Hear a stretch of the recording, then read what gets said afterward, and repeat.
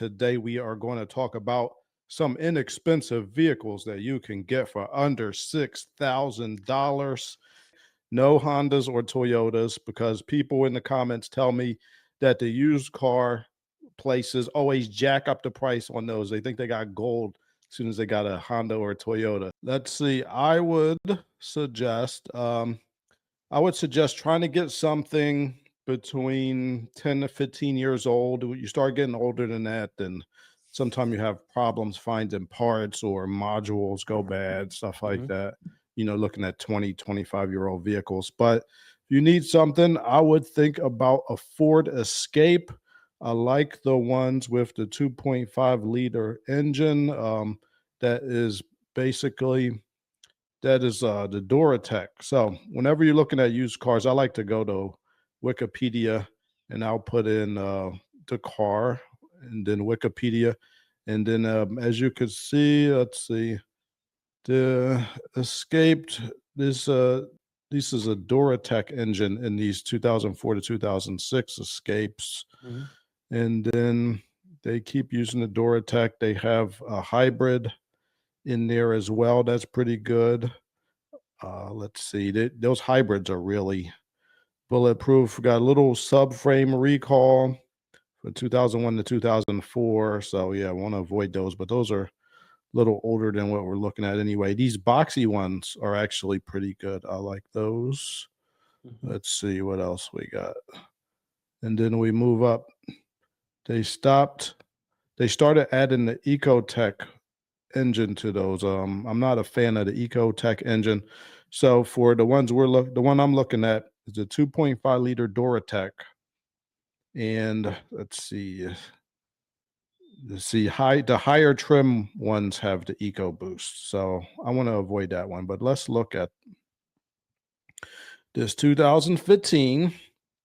This one is in particular is $5,700. And this has 148,000 miles. I don't know these people selling this. I'm just window shopping right now. So, Dane, what do you think about this one? You like this one? It's a good-looking car in the photos.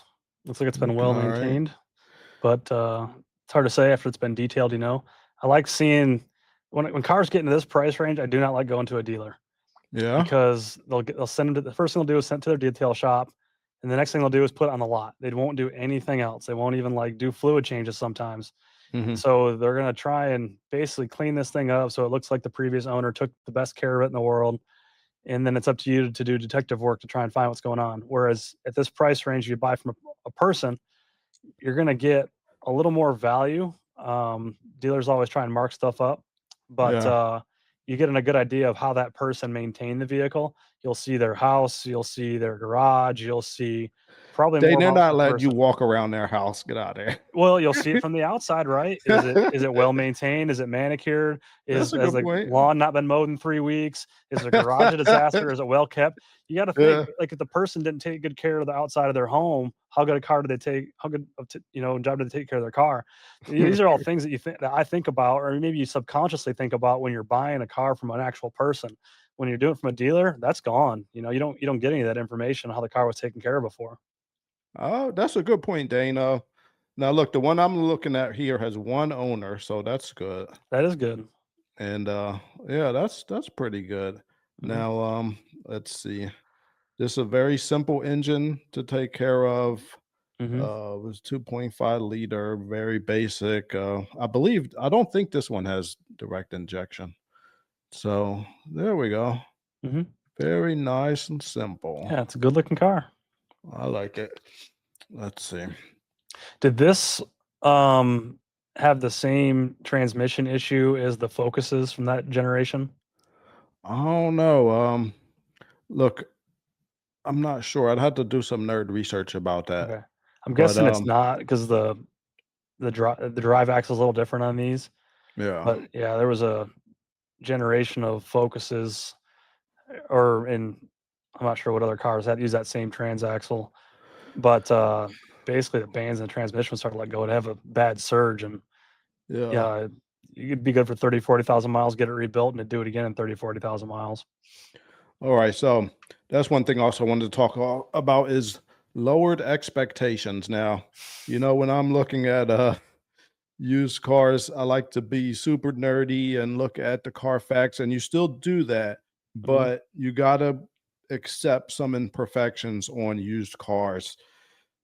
It may have more than one owner. That last one I looked at only had one owner, so that's good. But it mhm, may have more than one owner, it may have two, maybe three. It may have some common issues. Every car has common issues though, but mhm, you want to focus more on something that's pretty good, has a pretty good reputation, and the vehicle in front of you. So definitely want to get the car looked at before you buy it. Don't just skip into the dealership thinking everything is lovely, because man, they will scam you up, down, left, right, inside, and outside. right, and I don't even go ahead. I was saying, don't think that they did all the little checkovers for you. We did the 120 some odd point inspection. Nah, Bull. do your own inspection Exactly, that's nonsense. with a professional. So Yep. yeah, let's look at this. This is a 2011 Ford Escape Hybrid. These hybrids are rock freaking solid. They share a lot of patents with Toyota for this. Mhm, The story goes Ford was working on their hybrid technology independently, and then they found out that they were infringing on some of Toyota's patents, and then they got together and I think Ford traded them some patents for some. I think it was for some diesel technology, mhm, and they allowed each other to use each other's patents. So mhm. there you go. Some of these Ford Escape hybrids, they use them as taxi cabs. I've seen one with up to 700,000 miles on it. Now, when you're buying a used hybrid, you want to think about this first. You want to find somebody that could fix this vehicle near you that knows what they're doing. You can't just walk into Pep Boys with this thing. So find somebody that knows how to work on hybrids, ask them their opinion. Hopefully, they can inspect it for you. And there's even services that'll come and replace the hybrid battery for you if it goes bad. But yeah, this is 121,000 miles. It's in a Of good spot. I would I think this could go another 100,000 pretty Mm. easy. I mean, I think so. This is a nice little car for 5,000, and I would get this myself if I were in the market. Yeah, I like that body and frame style a little bit better too. Like they're a little bit bigger, a little more Yeah, safe. Got a better four-wheel drive system. Yeah, I think you're in a pretty good spot with a vehicle like this. exactly. Yeah. So let's go on now to the next vehicle. We can't do Honda or Toyota because used car places think they got diamonds, and Mhm, they'll charge you way more money than they should be charging. But look, Nissan coming in with the Frontier. I'm a big fan of the Frontier. It's got the basic 2.5-liter engine, 5-speed automatic. This engine and powertrain has been made for a long time, and I like it. I like engines that have been made for a while because they work out all the bugs. They work out all the kinks on the production line. And look at this one, Dane. This one is clean. yeah, everything looks nice, and these engines are Yeah. incredibly reliable. So are the transmissions. They got a really good drive line in these Nissan trucks. You need a good, Yeah. solid, reliable pickup. This is a good spot to be. Nice basic pickup for 6 grand. That's what I'm talking about. Dane, would you buy this? Would you Heck yeah, think I about would. getting this? I do Yeah. like these Nissan pickups. Yeah, I would for sure. Yeah. And it's not even too old. This is only 11 years old, guys. Yeah, that's And you, that's still new to me. 2014. yeah. For me, Yeah. that's still a new car. That's 10 years newer than my Camry. I know Yeah. that. Oh, man. Man, my Camry's still going, though. That's what I'm talking about. Just, just a quick sidebar. Yeah. People like to accuse my Camry of burning oil because it has a 2.4-liter engine. But what people don't know is that the earlier 2.4-liter engines have regular piston rings at a certain year. I think it's 2006 or 7, I forget. They switched to the low tension piston rings. So, and Mm, that's when they started getting the oil burning. I changed the oil, 280,000 miles, and I measured it to see how much was burned. Only like half a quart that's was not burned bad. over about because I'm changing every 2,500 now. So between 2,500 and 3,000 miles, burned half a quart. That's not bad. 280,000 miles, baby. Hey, just keeping those cylinders lubricated, man. Yeah, because I do the what do I say? I use a Mobile One full synthetic, the ultra high mileage Yep. oil, and I've been using it since the vehicle was at about 80,000 miles. So 200,000 miles, 5,000 mile oil changes. I've recently gone to every 2,500, I'll drain and fill the oil, and Mhm. then at 5,000, I'll change the oil and the filter. Mhm. All right, next vehicle. I like these Malibus, the 2010. We got one here for $5,000.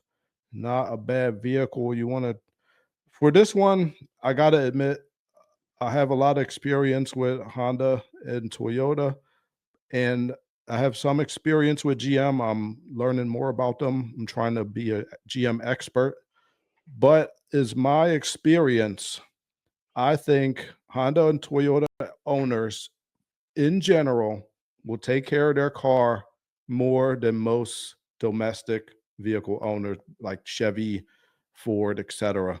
So for I think for older Chevys and Fords and Chryslers, you definitely want to pay very close attention to the previous owner. Now, this one has one previous owner. I like that. They kept it for a while. The interior looking pretty good. So I would definitely take a look at this again. You want to look at the Carfax, have somebody look at it.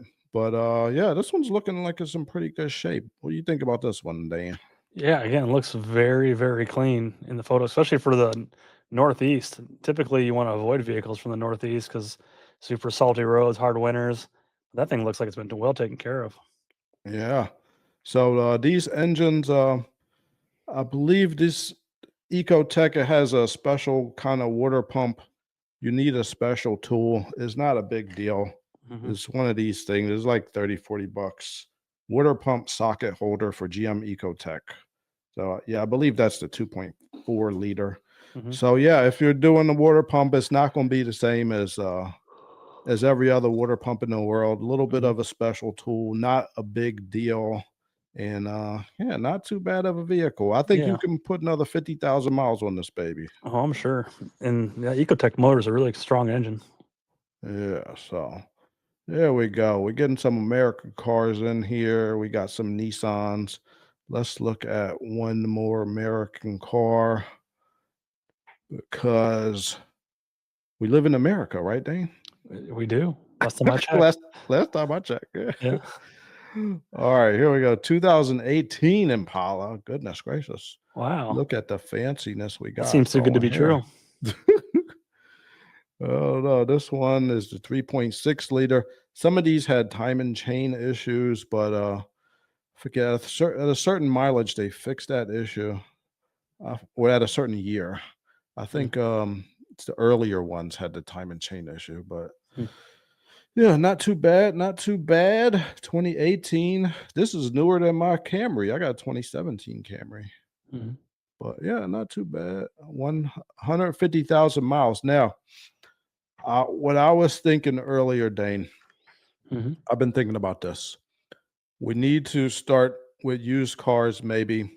Like, you know, how when people get married, they have a prenuptial agreement. I think that when you buy used cars, in your mind, you have to have a car nuptial agreement to where you start saying, like, look, when this thing gets to 195 or 200,000 miles, I'm going to sell it, even though there's nothing wrong with it. Because when you do that, it's like you selling the stock like right before it drops. So once you get good at used cars, once you get good at picking out used cars, it might be something to think about. When this vehicle maybe gets to about 200,000 miles, you go ahead and sell it. Maybe you could probably still get $4,000 for it. And Mhm. then that way, 2 years from now, 50,000 miles or whatever you decide, you go ahead and have it in your mind. Okay, I'm going to sell this baby. I'm going to get a new baby. What do you think, Dane? I think that's a very good point.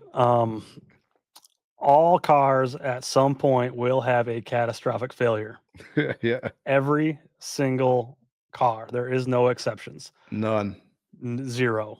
So, like your stock analogy, you want to get out before the stock drops. That's on every single vehicle.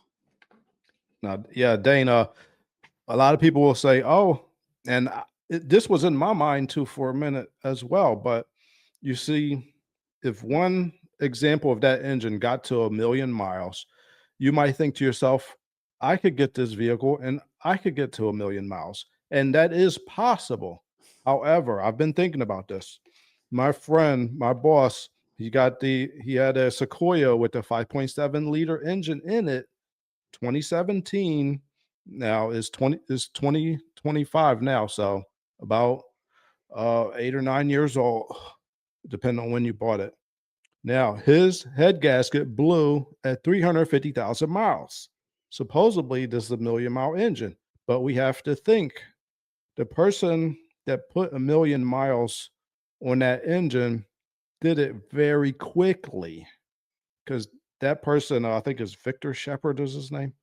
He had 2 Toyota Tundras that he got to 1,000,000 miles. He did it quickly, Mhm. fast. I think maybe within about 6 or 7 years. He's driving every single day. My friend's Sequoia, more time. Is different when you put a lot of miles on a vehicle with more time than it is when you do it quickly, Mhm. even though they're still highway miles. So that's something to think about. Nothing runs forever, like Dane just said, like I just said. Everybody dies. Everybody dies. It's gonna happen. Um, don't think you're gonna be the exception. You're probably not. Do you know who Matt Farah is? No, who's that? Matt Farah. He does a very popular automotive podcast and some other stuff in the automotive space. He's a journalist too, but Smoking Tires, his business, West Side Collector Car Storage. Anyways, years ago, maybe 5 years ago, he had got. Well, I think 5 years ago is when he broke the 1,000,000 mile mark, but it was probably another five before that. He bought a Lexus, like an LS 400, Oh, yeah. and it already had 800 some thousand miles on it. He had Mhm. this goal, to get it to 1,000,000. So he was letting other people borrow it. He would take it on trips and just did whatever it took to get this thing to 1,000,000 miles, basically. Yeah. And this was kind of the ongoing thing in the back while he's also doing other automotive journalist things. And once it got close to that 1,000,000 mile mark, he started talking about how expensive it was to go from that 800 mark to 1,000,000 mark because stuff broke all the time. Yeah. And so, like, yeah, you can get it there, but realize a lot of things are going to be incredibly worn out. There's like power steering pumps, and the rack went out, and then the transmission went out, and then the alternator went out because something else broke. Like, it was just all the time repairing. He's like, it cost me so many tens of thousands of dollars to get this thing over the 1,000,000 mile finish line. And then he Yeah. just basically gave the car away for somebody to scrap at that point. It's hard, man. It's hard. Yeah, exactly. Yeah. So again, there's a certain point where you want to get out of every vehicle. Um, if you're new to the game, it might be hard to understand, but find someone that's a good, reliable mechanic that you can use on a regular basis, and they'll help you with those things. And I tell when I'm working on stuff for my customers, if I see things that need to be addressed, I'm not doing it to try and squeeze pennies out of them. I'm doing it because I'm generally concerned, about what might be happening. I'll say like, hey, this is something we got to do now, but keep an eye out for this or watch this thing, and when the time comes, it might be time to either address that issue or move on to something else. So Yeah. You get can't get a good nothing. local mechanic. Exactly. You guys, I'm trying to get you really good at buying used cars. You can buy good vehicles, but like lowered expectations, have your car nuptial agreement in your head, and you want to get in and get out before a major repair. So that is the point. I hope that this information has helped you. If you have any questions, please put them in the comments. And thank you for tuning in.